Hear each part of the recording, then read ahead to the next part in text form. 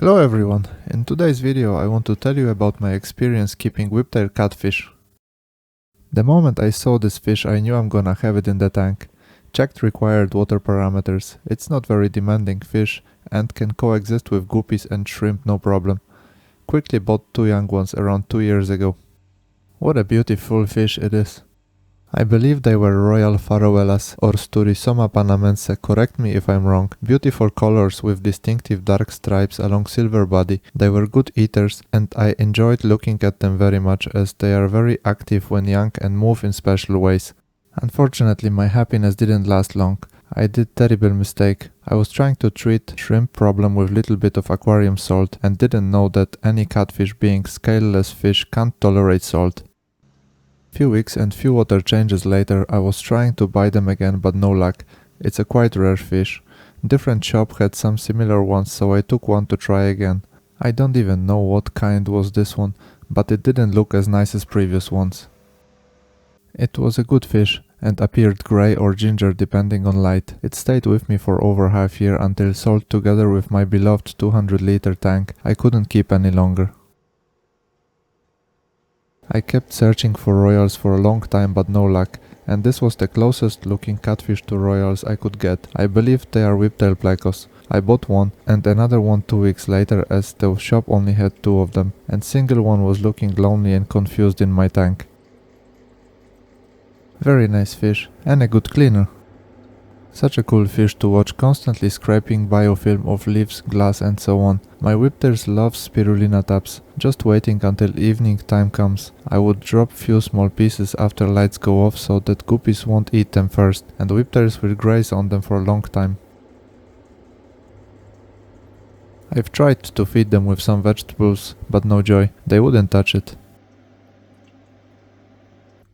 This is the second one after acclimatizing and munching on spirulina, and soon entering new house. Here you can see little fight over the food. As you can see, guppies and shrimp love spirulina tabs, but catfish successfully gets to it anyway. Hey, be careful with pregnant guppy female, huh? And here both of them feeding in overcrowded tank. I swapped most of guppies and some shrimp for different colors of shrimp in one of the shops soon after that, reducing population that way. Eventually I left only antlers males in the tank, shrimp and 2 catfish. What a nice view to see them together. And this is how big it has grown 6 months later. To my surprise, one evening I saw little tadpoles-like fish in the tank. No way! I counted 5 of them and started to overfeed the tank. Unfortunately, they all disappeared few days later. Didn't even know that I have a pair to breed. Started reading about it and discovered that they are very difficult to raise. Wow, how cute! Around a month later, I spotted just one baby. Separated it straight away to algae overgrown box, fed some spirulina powder and it grew to 1.5 cm. Success! Next batch I caught 21 of them thinking I can raise them same way, but unfortunately they started to drop after 3-4 days. Really difficult to raise and watch such a cute fish to die. Here you can see them with one bigger one from previous batch and how active they are when everything is okay. I tried to feed them with flakes and other things, but they continued to drop. Eventually moved last 5 of them together with the older one to 5-liter vase overgrown with algae, thinking maybe something is wrong with the water in the other tank.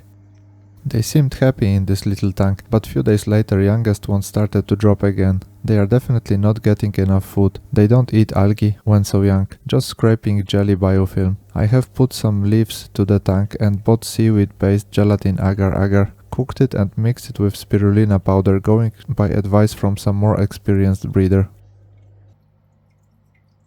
At the moment I'm trying to save the older bigger one and one from current batch, see how that goes. I will also buy some algae discs, green cuisine and banana leaves, trying to hold what survives and to be ready for next batch.